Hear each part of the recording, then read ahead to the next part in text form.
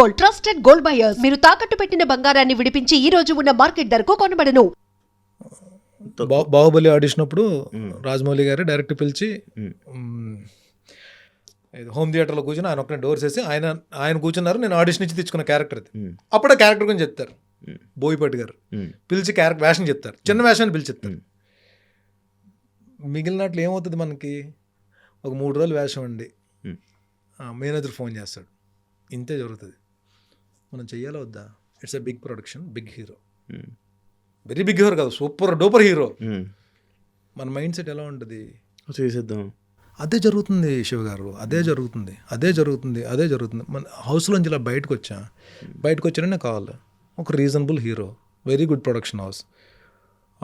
First scene అది ఎలా చెప్తాను, ఫస్ట్ సీన్ మీదేనండి హీరో గారి కాంబినేషన్, ఫస్ట్ సీన్ మీదే, మొత్తం మీ మీద ఉంటుంది, టేక్ ఆఫ్ మీ మీద ఉంటుంది, ఒక 4-5 days మాకు కావాల్సి ఉంటుంది అని చెప్పి. నేను ఏం చెప్తాను, హౌస్లోంచి వచ్చిన వెంటనే మనం అక్కడ చూసిన విన్యాసాలు చూసి వచ్చిన క్యారెక్టర్ అనుకుని చెప్పి ఆలోచన బర్నీ అనేవాడి పేరు మొత్తం చాలా అన్ని ఆఫీసులకు వెళ్ళిపోయి ఉంటాయని చెప్పి ఆలోచనలు ఉంటాయి అనుకుంటామేమో. ఏం కాదు, ఎప్పుడు ఉండే అలవాటు ప్రకారం 4 రోజులు క్యారెక్టర్ పిలిచారు, వెళ్ళి చేసాం. కాకపోతే ఒక్కటి ఎక్కడ ఒక చిన్న ఆశ ఏంటంటే, నేను ఏది వేషం ఇచ్చినా సరే ఆ క్యారెక్టర్కి న్యాయం చేయగలనని చెప్పి ఒక నమ్మకం నాకు ఆ క్యారెక్టర్ని చెడగొట్టను, డైరెక్టర్ గారి దగ్గర మంచి పేరు తెచ్చుకుంటాను. ఇప్పుడు బోయపాటి గారు ఉన్నారు, రిపీట్ చేస్తుంటారు నన్ను ఏదో క్యారెక్టర్. అఖండ 2లో కూడా ఒక వేషం ఇచ్చారు, పిలిచి పాపం బర్నీ అది చిన్న క్యారెక్టరే బర్నీ చేయండి మీరు అని చెప్పండి, నేను చేస్తాను. కొంతమంది డైరెక్టర్స్ ఉన్నారు, they call me for the characters, అది ఇంకా క్యారెక్టర్తో సంబంధం లేకుండా వెళ్ళి చేసేస్తాం. ఒక్క వేషం ఇప్పుడు మన ఇంటర్వ్యూలో కూర్చున్నాం కాబట్టి ఇది చెప్పాలో చెప్పకూడదు నాకు తెలియదు, కానీ నేను మీ దగ్గర ఓపెన్ అవుతున్నా. మొన్న ఒకళ్ళు వచ్చి కథ చెప్పారు, extraordinary, and it's kind of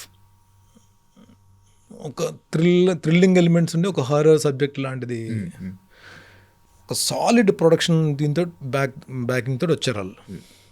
వచ్చి నాకు కథ చెప్పిన తర్వాత ఫస్ట్ నాకు ఒక క్యారెక్టర్ చెప్పారు, ఆ క్యారెక్టర్ అదిరిపోయింది. అడిగమ్మా నా మీద భలే క్యారెక్టర్ రాశారే అని చెప్పి అనుకున్నా. ఒక 4-5 days తర్వాత నా రెమ్యునరేషన్స్ అడిగారు. ఇప్పుడు నేను తీసుకుంటున్న రెమ్యునరేషన్స్ చెప్పాను వాళ్ళకి, నేను చాలా జెన్యున్గా చెప్పాను. హౌస్లోకి వెళ్ళక ముందు నేను ఇది తీసుకునేవాడినండి, హౌస్లోంచి బయటకు వచ్చిన తర్వాత ఒక 5,000 ఎంత పెంచుకున్నాను నేను, ఇది కూడా మీకు నచ్చితే ఇవ్వండి, లేదంటే లేదు, లేదా హౌస్లోకి వెళ్ళక ముందు ఉన్న రెమ్యునరేషన్ కంటిన్యూ చేస్తే మీకు చేయండి. కానీ అది ఒకటే చెప్పాను, డేస్ ఎక్కువ ఉంటే నేను అమౌంట్స్ నేను తగ్గించుకోగలనండి, డేస్ తక్కువ ఉంటే 2-3 రోజులకి నేను అమౌంట్ ఏం తగ్గిస్తాను నేను చెప్పాను. వాళ్ళు పాపం కరెక్ట్ అనుకుని చెప్పి వెళ్ళిపోయారు. 1 week తర్వాత మళ్ళీ సెకండ్ నేరేషన్కి వచ్చారు. కథ డ్రైవ్లో మొత్తం స్క్రీన్ ప్లే రైటర్స్ కూర్చొని డెవలప్ చేసిన దాంట్లో అది ఏమైపోయింది, తిరిగి నా క్యారెక్టర్ వచ్చిన అది మెయిన్ విలన్ అయిపోయింది. క్యారెక్టర్ ఎక్స్ట్రాడినరీ క్యారెక్టర్ అయిపోయింది. And this is what happen. ఇప్పుడు వాళ్ళు నేరేషన్ చేసిన దాంట్లో వాళ్ళు చెప్పిన షార్ట్స్ అయ్యే ప్రకారం అయితే ఆడి అమ్మా ఈ క్యారెక్టర్ భలే ఉందిరా బాబు, పడిందిరా మనకి అని చెప్పి అనుకున్నా. ఇంత హోప్ పెట్టుకుంటాం కదా. నేను చెప్పాను, నేను see whatever the remuneration you give, your call, production house మీ ఇష్టం. నేను ఒకటి చెప్పాను కదా, మీకు నచ్చిన రెమ్యునరేషన్ అండి, ఈ క్యారెక్టర్ నేనే చేస్తాను, ఈ క్యారెక్టర్ ఎవరికి ఇవ్వకుండా ప్లేస్ అని చెప్పి నేను రిక్వెస్ట్ చేసుకున్నాను. అది నాకు కన్ఫర్మ్ చేశారు. ఇప్పుడు ఈ క్యారెక్టర్ అన్న దాని గురించి నేను హోంవర్క్ చేసుకుంటాను, నేను ఎలా ఉండాలి, నా మేనరిజం ఎలా ఉండాలని చెప్పి. తర్వాత డైరెక్టర్ గారి ఇష్టం. నేను ఇండస్ట్రీకి వచ్చిన తర్వాత నేను చేస్తున్న throughout character, throughout negative character. ఇది ఒక సాలిడ్ కథలో, మంచి కథలో, మిగిలిన కాస్టింగ్ కూడా మంచి కాస్టింగ్ ఉంది, ప్యాడింగ్ కూడా మంచి ప్యాడింగ్ ఉంది. ఓకే, ఇది వర్కౌట్ అవుతుంది, ఇది డిఫరెంట్ మన పేరు వస్తుందని చెప్పి ఒక ఆశ మనకి ఇది ఉంటుంది కదా.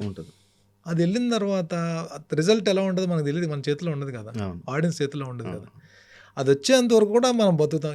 ఎండ్ ఆఫ్ ద డే ఆ బ్రేక్ వచ్చేంత వరకు కూడా ఇలాంటి క్యారెక్టర్లు వస్తాయి. మొన్న చీలాసో స్రవంతి అప్పటి నుంచి నన్ను ఫాలో అవుతున్న ఒక రైటరు అతనికి డైరెక్షన్ చేసే ఛాన్స్ వచ్చింది. చీలాసో స్రవంతి ఎప్పుడుది 2005లోది పిల్లోడు, ఆయన డైరెక్టర్ అయ్యాడు. ఆయన గుర్తు పెట్టుకుని వచ్చి ఆ చీలాసో స్రవంతిలో మహేష్కి నేను అభిమాని, తనకి నేను వేషం ఇవ్వకపోతే ఎలాగని చెప్పి సినిమాలో నా గురించి వేషం రాసుకుని వచ్చాడు. మోహన్ అడగండి, నాకు అసలు అంటే ఇట్స్ కైండ్ చీలాసో స్రవంతి అనేది ఎప్పుడుది. నేను అందుకని అంటాను, ఏ ఆపర్చునిటీ వచ్చినా, ఏ ప్లాట్ఫామ్ మీద క్యారెక్టర్ వస్తే మాత్రం don't ever say no, you please do the character. అది ఎక్కడో దగ్గర హెల్ప్ అవుతుంది, ఏదో రూపంలో అది ఎత్తుక్కుంటూ వస్తుంది. 2005లో చేసిన చీలాస్ అవసరమేంటి నచ్చి ఒక రైటరు పెద్దోడయ్యి తను డైరెక్షన్ చేసుకుంటూ నా గురించి ఒక క్యారెక్టర్ రాస్తాడని చెప్పి మనం ఎక్స్పెక్ట్ చేస్తాం. పగలగొట్టేసాడు క్యారెక్టర్ని. ప్రొడ్యూసర్ చెప్పాను, సార్ మీరు ఏదైనా కాస్టింగ్ మీరు ఎక్కడైనా మీరు ఆప్షన్స్ మీరు పెట్టుకోండి, ఇది మాత్రం నా ఆప్షన్ అండి, ఇది ఒక్కటి నాకు వదిలేండి, ఇది నేను చేయించుకుంటానండి, నేను ఆయన అభిమాని అండి, నేను చేయించుకుంటానని చెప్పి మళ్ళీ ఏంటి సాలిడ్ నెగిటివ్ క్యారెక్టర్ రాసుకున్నాడు ఆయన. ఇలాంటివన్నీ జరుగుతూనే ఉంటాయి శివ గారు. బట్ స్టిల్ బ్రేక్ వచ్చేంత వరకు మనకంటూ ఆడియన్స్లో రికగ్నేషన్ తీసుకొచ్చేంత వరకు, సీరియల్స్లో నేను ఏదైతే క్రేజ్ సంపాదించుకున్నానో, సీరియల్స్లో ఏదైతే నా క్యారెక్టర్స్ చూసి ఆడియన్స్ ఎంజాయ్ చేసేవారో అలాంటి క్యారెక్టర్ సినిమాలో పడాలని చెప్పి వెయిట్ చేస్తున్నంత కాలం దీన్ని స్ట్రగ్లింగే అంటారు. దీన్ని వీ హ్యావ్ టు వెయిట్. నేను దాంట్లో నా కమింగ్ ప్రాజెక్ట్స్ చాలా మంచి ప్రాజెక్ట్స్ ఉన్నాయి, చాలా మంచి క్యారెక్టర్స్ చేయబోతున్నాయి, కానీ ఏది నాకు బ్రేక్ వస్తుందో నాకు తెలియదు. నాకు 2006లో సినిమా చేశారన్న? 2006లో చేశాను కదా, చేశాను. అప్పుడు దాసరి గారి ప్రాజెక్ట్స్ చేశాను. అవును. అప్పటి నుంచి సినిమాలో ఉన్నారు. అయినా అదే మీరు అన్నట్టు లక్ ఫ్యాక్టర్ అని ఏదో అంటారు కదా, అది మీకు మరి ఏమవుతుందో తెలియట్లేదు. ఎలాగ ఇప్పుడు అంటే మనం పెట్టి సర్దుకొని ఇంటి దగ్గర నుంచి వచ్చిన దగ్గర నుంచి ఒకరోజు కూడా ఖాళీ లేకుండా వర్క్ ఇచ్చింది ఈ కలాం తల్లి. అది చిన్న స్క్రీన్ అని పెద్ద స్క్రీన్ అయినా సరే ఏ రోజు మనం ఖాళీగా వెళ్ళాం. మరి అది లక్ అనుకోవాలా బ్యాడ్ లక్? 100% లక్. అవును, అదే అన్నా. కానీ ఒక ఆర్టిస్ట్గా మనం ఎప్పుడు షూట్లు ఒక కెమెరా ముందు బిజీగా ఉంటుంటే ఆ హ్యాపీనెస్, ఆ ఫీల్, ఆ సాటిస్ఫాక్షన్ వేరే నెక్స్ట్ లెవెల్ ఉంటుంది. ఇంటికి వెళ్ళి ప్రశాంతంగా పడుకుంటాం. చెప్తే నమ్మరు శివ గారు, ఈ రోజుకి కూడా ఒక ఆఫీస్ నుంచి కాల్ వచ్చి అది ఒక్కరోజు వేషం అని చెప్పి కన్ఫర్మేషన్ అయినా ఆ రోజు నాకు ఆకలి కూడా ఇది, అంత హ్యాపీనెస్ వచ్చేస్తుంది నాకు ఈ రోజుకి. 2003 నుంచి జర్నీ అంటే ఆల్మోస్ట్ 23 సంవత్సరాల నుంచి నేను ఆర్టిస్ట్గా జర్నీ చేస్తున్నాను కదా. ఈ రోజుకి ఒక మూవీ ఆఫీస్ నుంచి కాల్ వచ్చి ఒక 1 డే క్యారెక్టర్ కన్ఫర్మేషన్ అయ్యి ఆ డేట్ తీసుకుంటే డేట్ కన్ఫర్మ్ అయితే ఆ రోజు నాకు ఆకలేదు, అంత హ్యాపీగా ఉంటుంది. సూపర్. అవును, నాకు ఈరోజు అనిపించింది అది. మార్నింగ్ ఎప్పుడు నిజంగా 7 or 7:10 మార్నింగ్ నేను లేకపోలేక ఆ టైం ఫోన్ లిఫ్ట్ చేస్తే, నేను ఒక సినిమా చేయాలనుకుంటున్నాము, మేము ఇది ప్లాన్ చేస్తున్నాం, నేను డైరెక్టర్ని, మీకన్నా నేను ఒక క్యారెక్టర్ రాసుకున్నాను అని అనగానే 2026 మందా అలా ఉంటుంది అసలు. ఆ మేనిఫెస్ట్ అంతే. అని ఎక్కువ సినిమాలు అయిపోవడం వలన రాను సినిమాలకు కూడా అంత ఇది ఉండట్లేదని నాకు అనిపిస్తుంది. అంటే ఇట్స్ నాట్, అంటే నేనేమైపోతుందంటే నేను ఒకటి అడుగుతాను, మీరు యాక్సెప్ట్ చేస్తారో చేయరో నాకు తెలియదు. బికాజ్ మేబీ యూ డూ చాలా మందిని మీరు చాలా మంది ఇంటర్వ్యూస్ చేస్తారు, చాలా మందిని కలుస్తారు కాబట్టి ఇట్ ఈస్ ఏమైపోయిందంటే, do you agree with me or not, it is like ఏది ఒక సాగర్ సంఘం, ఏదో ఒక స్వాతిముత్యం, ఏదో ఒక స్వయం కృషి,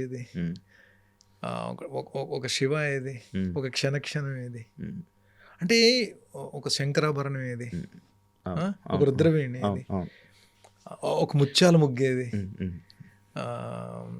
ఒక సిరివెన్నెలేది.